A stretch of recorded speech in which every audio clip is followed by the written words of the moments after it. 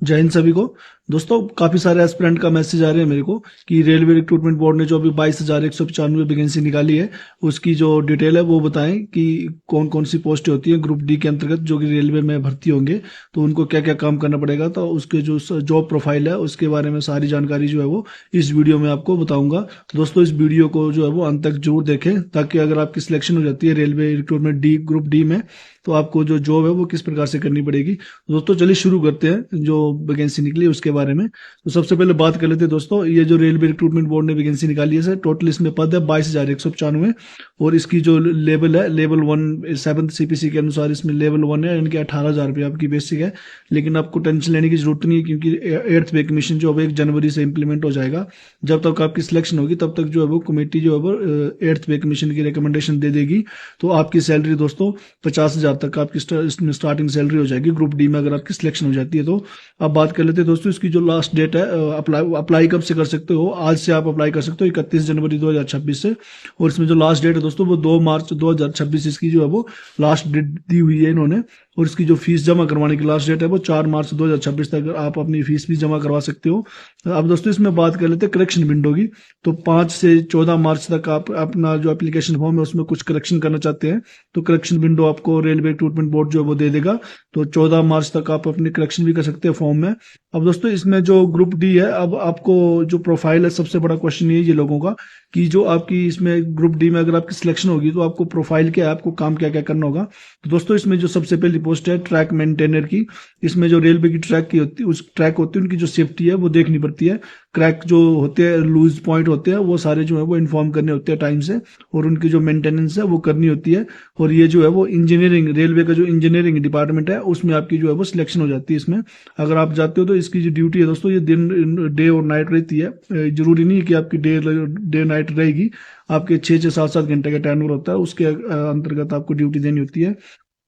दोस्तों अब बात कर लेते हैं, अब इसमें जो मेडिकल स्टैंडर्ड है A2 और A3 चाहिए अगर इसमें आपको रहना है।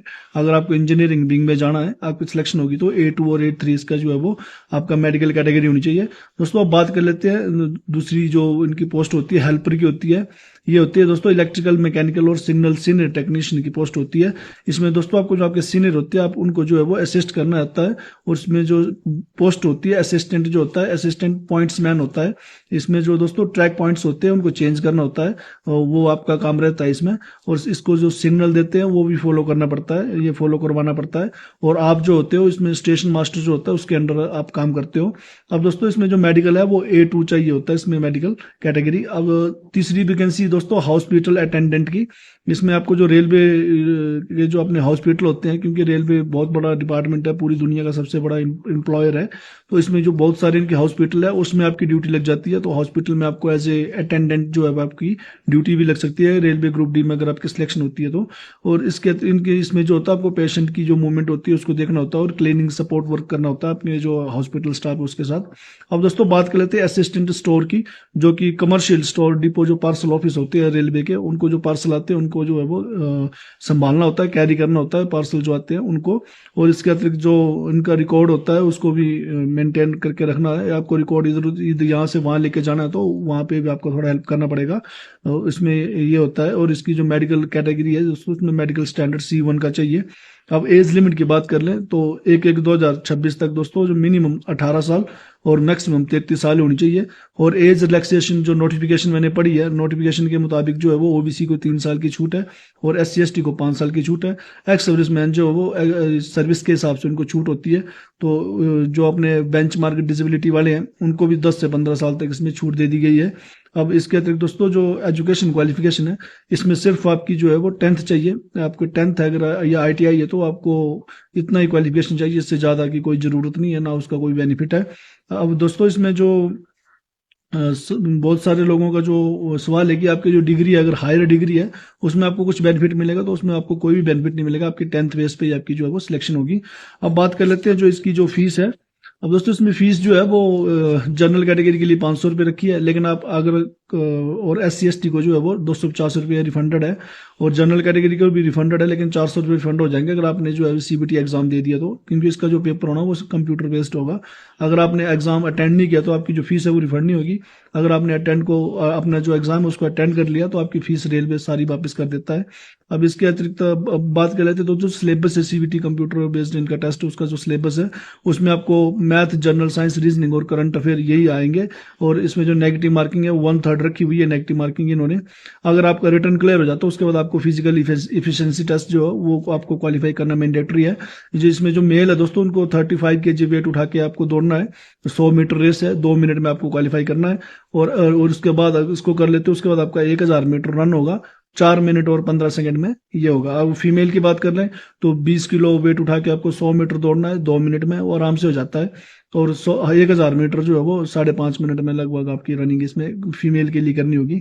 और इसके आपको अगर ये सब आप प्रोसेस कर जाते हो उसके बाद आप मेरिट में अगर आपका नाम आ जाता है तो आपको जो मैंने अभी विंग बताया रेलवे के उसमें आपकी जो है वो अपॉइंटमेंट हो जाएगी।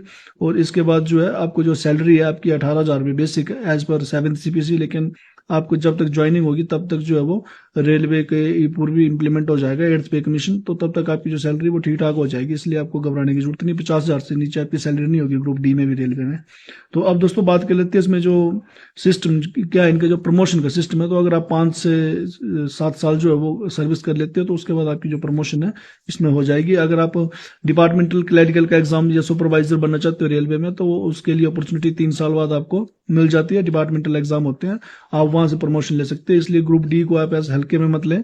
काफी अच्छी जॉब है ये, रिस्पेक्टेड जॉब है, फील्ड की जॉब है। और आप अगर आपकी सिलेक्शन ग्रुप डी में हो जाती है तो आपको 3 साल बाद आप इनका जो डिपार्टमेंटल एग्जाम होता है दोस्तों उसमें प्रमोशन ले सकते हो आप डिपार्टमेंट एग्जाम देके। तो आप स्टेशन मास्टर से लेकर इनकी रिजर्व रहती है वैकेंसियां, तो वो डिपार्टमेंट जो है वो अपना एग्जाम लेता है डिपार्टमेंटल कैंडिडेट का। वहां पे आपकी जो अपॉर्चुनिटी है वो खुल जाती है कि आपको जो ग्रुप डी से आप ग्रुप सी या बी में जा सकते हो। इसलिए दोस्तों अगर आप ये जानकारी आपको ठीक लगी है तो आपको इन्फॉर्मेटिव लगी है अगर ये मेरी वीडियो, तो इस वीडियो को ज्यादा से ज्यादा लोगों तक शेयर करें जो कि इच्छुक हैं ग्रुप डी में भर्ती होने के, और जिनको कंफ्यूजन है कि इसमें कैसे अप्लाई करना और क्या क्या इसका प्रोसेस है, ये सारा मैंने इस वीडियो में डिटेल में बता दिया है जो कि आपको कहीं नहीं मिलेगा। तो दोस्तों ज़्यादा से ज़्यादा इस वीडियो को शेयर करें और लाइक करें। अगर आपको वीडियो अच्छी लगी है तो ज़्यादा से ज़्यादा लोगों तक जरूर शेयर करें। जय हिंद।